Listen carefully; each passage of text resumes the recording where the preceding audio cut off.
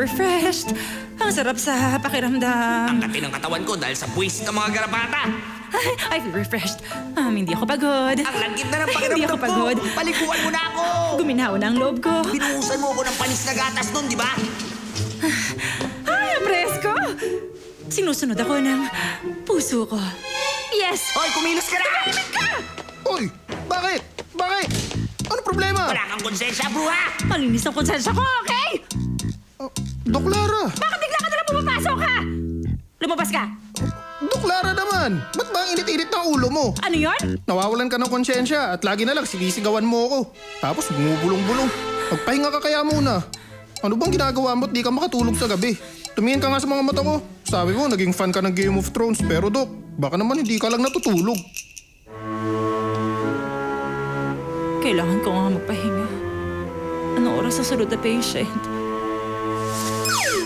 Siyempre, 0 pasyente natin ngayon. Libre tayo buong araw. Kaya magpahinga ka. Hanggat gusto mo, Doc Lara.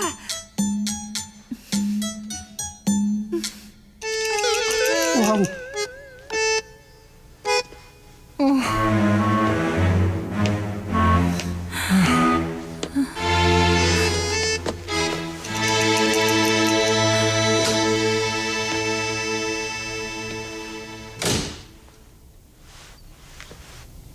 Nga pala, Dok. Tumawag uli si Simon Park. Ay, ewan ko sa'yo. Ano? Ba't di mo ito rin paninermon mo, ha? Sermonan mo uli ako. Alam mo, Cactus, malinis ang konsensya ko ngayon, okay? Air pollutants, yellow dust, sa totoo lang, hindi ko pa naranasan yun, eh. Ano? Wala ka nang masabi? Tapos ka na ba, ha? O baka natutulog ka lang?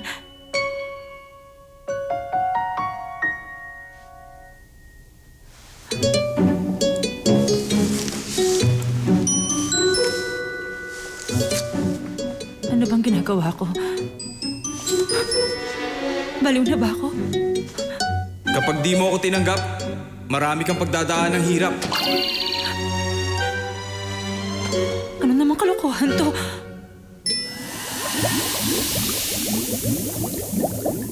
Ganito niyo pala ako Diba? pinag-uusapan, ha? Kumusta na ang paa mo, Lara? Magkakilala kayo ni Lara? Oh, close na nga kami na pwede na magsalita para sa isa't isa. At nakapag-usap na kami ng tungkol sa interest rates sa VIP room. VIP? Oh, at aksidente niyang nabali ang wiper ko. Wala nga akong interest na magpabayad pa doon. Pero si Miss yun, mapilit magbayad. Yun ang relasyong meron kami. Tingnan mo nga naman. Di ba siya si 3-second goddess ng Sawan Medical School? Ako umimbento nun. Mukha siyang Diyosa sa unang tingin pero magiging boom after. 1, 2, 3. Mukhang tama nga ako. Bakit mo ba sinusundan at inaabala yung babae ko? Ano? Babae mo siya? Tama. Sa akin ang babaeng yun, maliwanag. Kung gusto mo siyang abalain, humingi ka muna ng pahintulot sa akin. Alam mo, nakakarinig ako ng mga boses. Nababaliw na ako. Binalaan na kita, di ba? Magaling, Lara. Hindi ka ganap na alipin pero gagantipalaan ka ni Mura sa ginawa mo ngayon. Kapag naayos ko na ang problema ko, ibibigay ko sa'yo lahat ng kahilingan mo. Makakaalis ka na.